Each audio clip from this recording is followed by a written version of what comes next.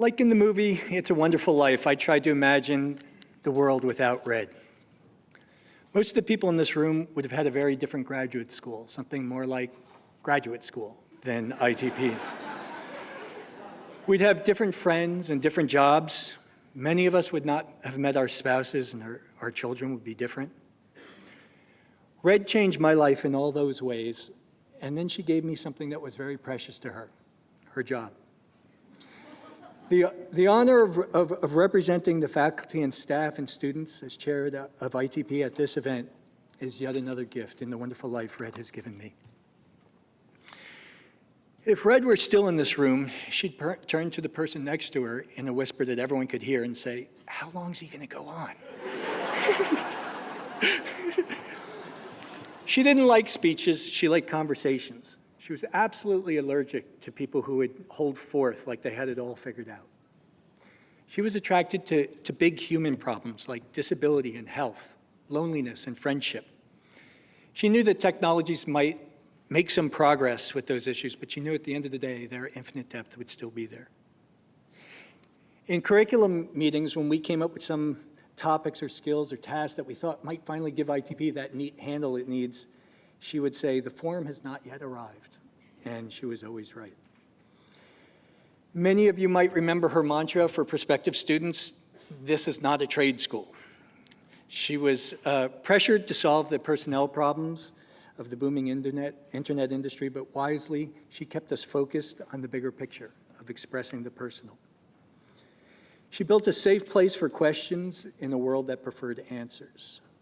But forgive me, Red, I need to hold forth about you a little longer. Chutzpah in service of humanity, that's my epithet for Red. And I suspect her chutzpah, her fierceness, and her determination were so deep that she must have just been born that way. But I think her understanding of humanity was acquired over the many rich chapters of her long life, of which most of us only shared a few. She preferred looking forward to looking back, but I did occasionally hear some stories, and much so, more so my wife. She was born in Canada to immigrants from Eastern Europe. She raised 4 children over 4 decades. She lost her brother in World War II and was twice widowed and predeceased by her daughter, Wendy. She was poor and then rich and then medium, and she told me she preferred rich. I have snapshots in my mind of her delivering newsreels during the war, selling American television in the 1950s, traveling the world and hanging around with Hollywood people in the 60s, and then the move from Park Avenue down to the Village to help build an alternate media center in the 1970s. She saw a lot in those years, and that's not counting the lives she lived through her insatiable appetite for literary fiction. Finally came the part we know about, building ITP in Silicon Alley. Her habit of standing front and center made her a player rather than a witness in all those big events of her time. After a full and frenetic life, it's almost ironic that she died peacefully in bed of old age, surrounded by her kids, Michael, Barbara, and Kathy, taken care of by her friend Dr. Lewis and by Betty. Now I wonder what happens to our wonderful life now that Red is no longer with us. What happens when we can't count on the gravity of her great accumulated wisdom to orient us? But of course, she still is with me. When I read the RSVPs for this event and saw all of your names and thought about how Red had redirected your lives, she lives on when we carry on her mission: to put technology in the service of people and not the other way around, to make room for discovery, to defend things even when they're hard to define, to keep looking at the current with doubt and the future with faith. We all need to develop our inner Red to reincarnate her. Now, Red's faith was mostly in hard work. I love this picture of Red. She might be remembered for her sayings and her bold accomplishments, but this is the view the faculty and staff had of her, just working at the details, long hours, weekends, nights, following up on things that mostly went nowhere.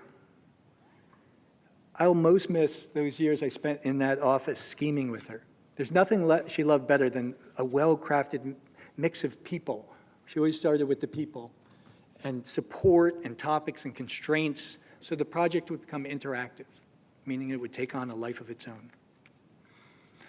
While I'm on the subject of hard work, I'd like to thank the faculty and staff of ITP for the labor of love they did in organizing this memorial. In particular, Nancy Heckinger led the charge on this, along with George Agudo, Midori Yasuda, Rob Ryan, also Megan Demarest, Danny Rosen, Dan Schiffman, and the residents, and there's more back at ITP after this.